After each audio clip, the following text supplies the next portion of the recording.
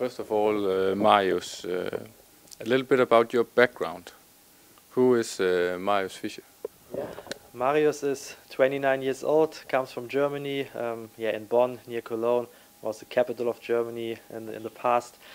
Yeah, I have a football background just as a coach mainly, but due to time reasons it was quite exhausting working in youth football as a coach. I have spent a lot of time and effort on the pitch with no real compensation, so yeah, I thought I should try something different, and I was always interested in data and analysis, so yeah, I reached out to some clubs and landed in Russia last season. I've never been there, so I worked from home.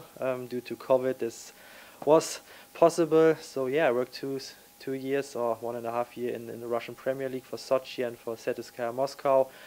Yeah, and now I'm here. I was looking for a new challenge, found it here, got in contact with the head coach, with Lars, and yeah, I'm pleased to be here.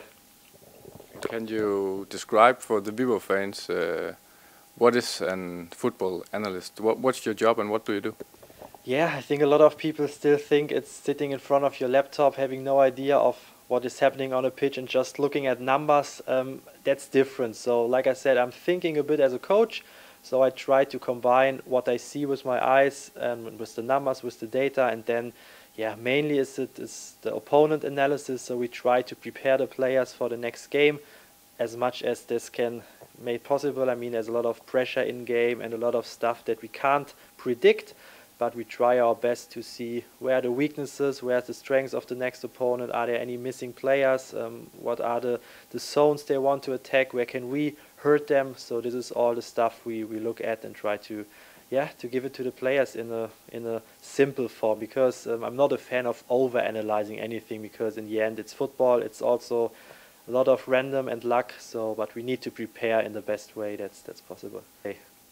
And from a data perspective, how do you see the potential in the team you're working with now?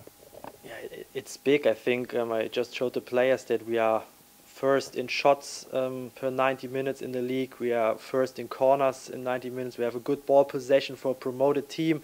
Expected goals and expected points, so it's also good value. We are third in expected goals, so that shows we are not a normal promotion team. So normally promoted teams, they sit back, they defend, they try to counter. It's basically in every big league, the promoted teams, they try to stay compact and defend. We want to be brave, we want to play the ball, we want to attack.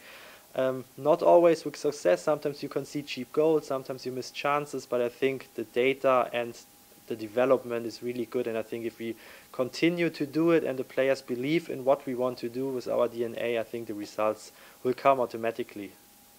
And if we just go back to your work and cooperation with the other coaches, so you watch games of our opponents, and what do you do then?